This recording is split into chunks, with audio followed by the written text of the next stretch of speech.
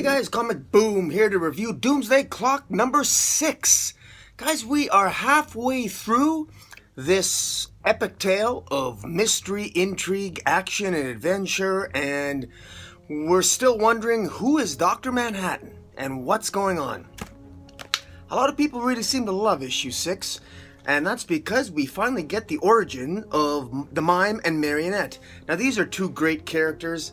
I'm not the only one who loves the Marionette. She is a truly intriguing character. She's like what's great about this issue is that in one short issue, it's almost impossible not to fall in love with the psychopath. She's just like Harley Quinn, except, dare I say, she's even more interesting than Harley Quinn, and we haven't seen a lot of the Marionette. But it's very clear that she's kind of a Harley Quinn type of character, but she definitely has her own darker origins, and I think what makes the Marionette a little bit more unique and even more interesting than Harley Quinn is the fact she's not so tied up with the Joker. Her own origin is a little bit darker.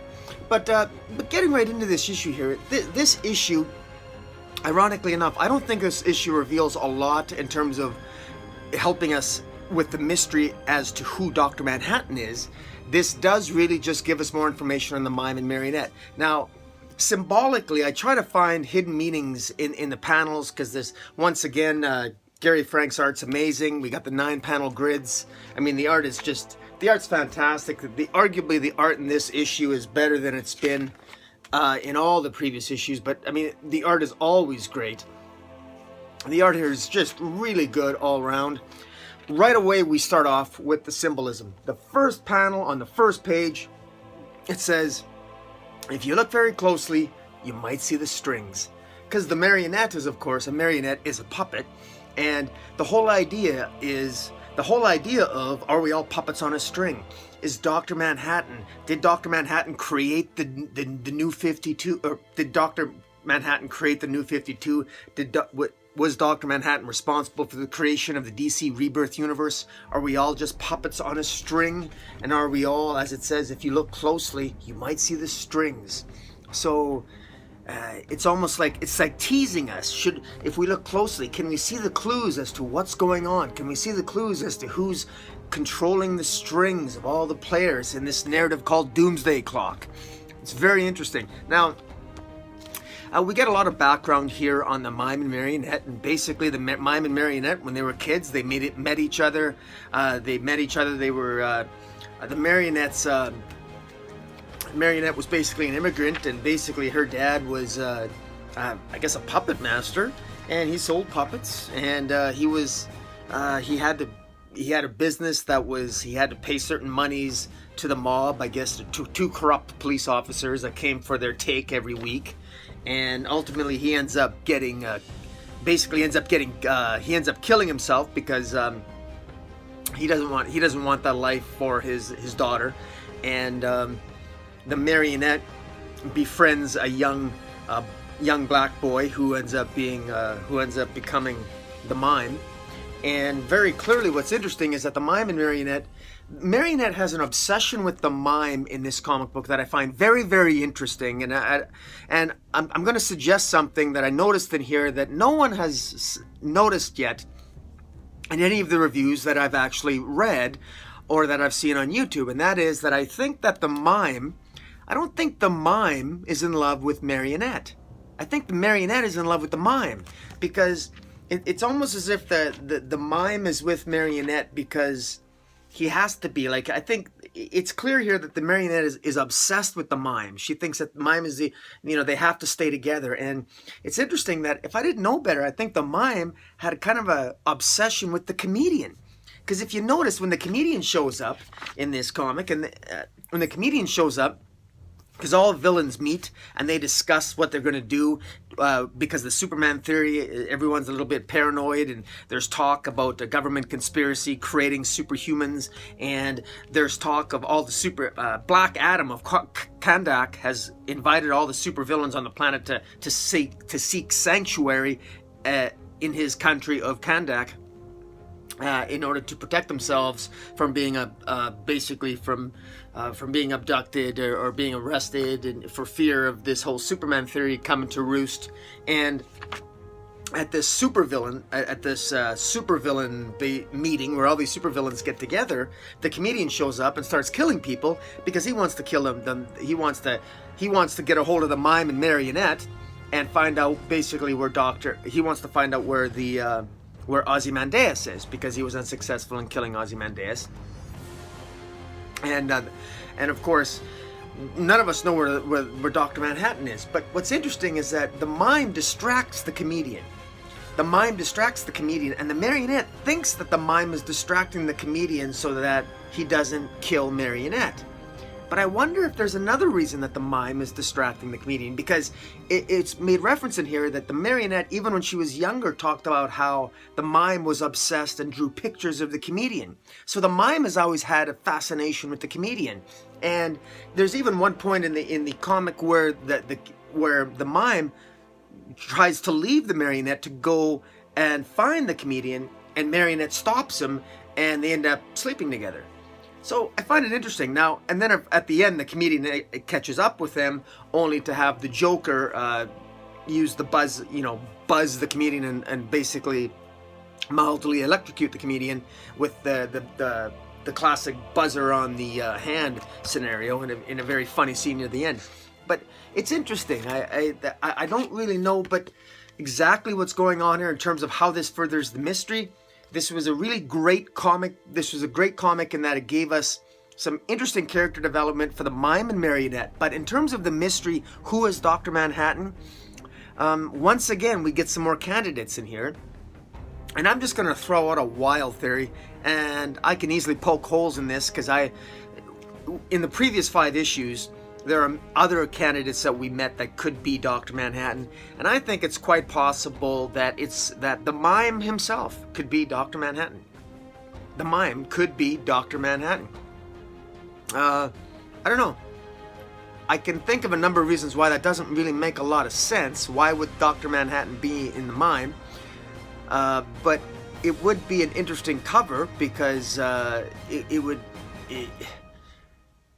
yeah, I don't know. Maybe he's not, but it just something's off in the behavior of the Mime and Marionette, and also there's a scene where the Marionette is having a child, and she mentions to the Mime that she wants to find their child. Why is their child such a big deal here? Why is that brought up again? Who cares who the Mime and Marionette's child is? It doesn't make sense. Is it the Joker? Can't be the Joker, can it? Is the Mime and Marionette's kid one of the 3 Jokers? I can't think that. I don't know. It's crazy. Because remember that in the earlier issues, that Dr. Manhattan, at one point, I think that was revealed was it in issue 1 or 2, where the Dr. Manhattan came across the Mime and Marionette robbing a bank in the Watchmen universe, and he was going to kill them, but he looked at the Marionette, and I believe that he saw that the Marionette was pregnant, and so he never killed the Marionette. Instead, he let them live.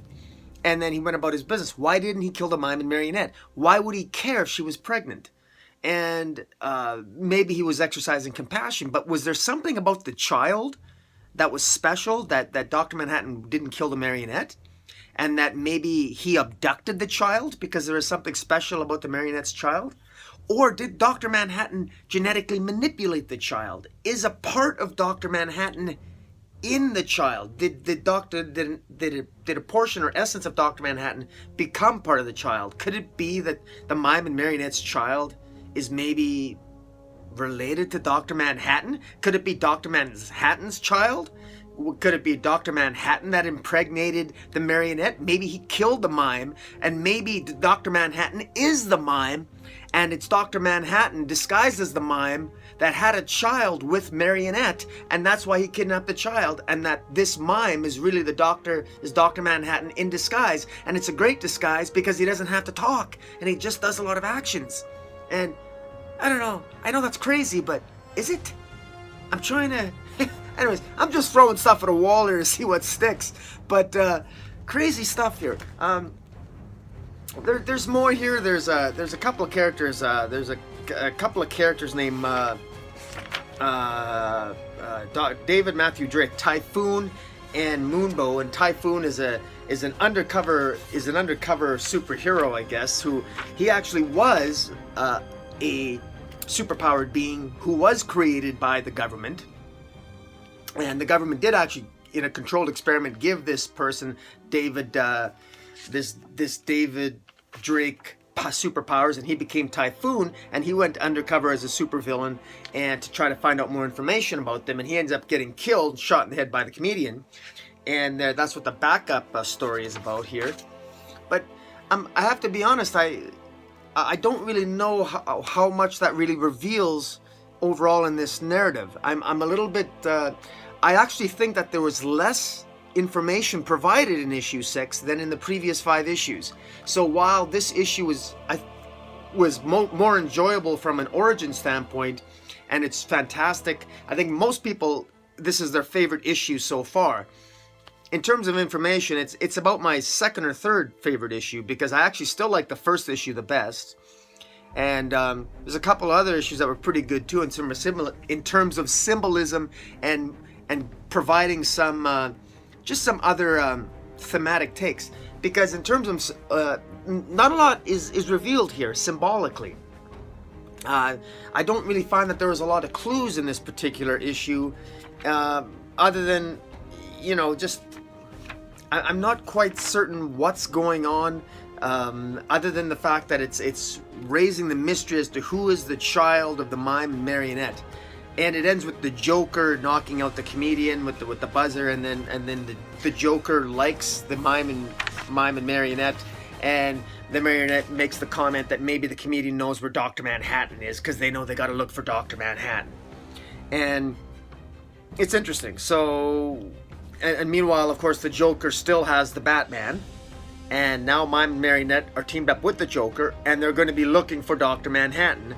And so at some point, presumably, Ozymandias and Rorschach are probably going to meet up with the Mime and Marionette and the comedian and Dr. Manhattan. So things are headed toward a reckoning here, and I don't know what's going to happen. But once again, a lot of different players coming into play here. I'm a little bit confused. I don't know why the Riddler is a different Riddler. It's not the same Riddler as in Tom King's Batman. It's like the 1960s Riddler. It doesn't make any sense to me. I don't know why that's the case. I noticed as well that in terms of all the villains that were there, I noticed that it makes a reference that Wonder Woman is apparently this takes place at 1 year ahead of the present day DC universe in terms of continuity, that apparently Wonder Woman's gonna at some point be called back to Paradise Island, or she's missing. And so that's interesting. So that's gonna be happening at some point. Marionette was a real badass kid. It's suggested here that Marionette started to kill even other children when she was young. She was quite badass. There's a suggestion there. It's also suggested that the Mime sort of got his origin because the Marionette's dad basically made him a puppet that looked like a mime, and so that's why he became the Mime. That was interesting.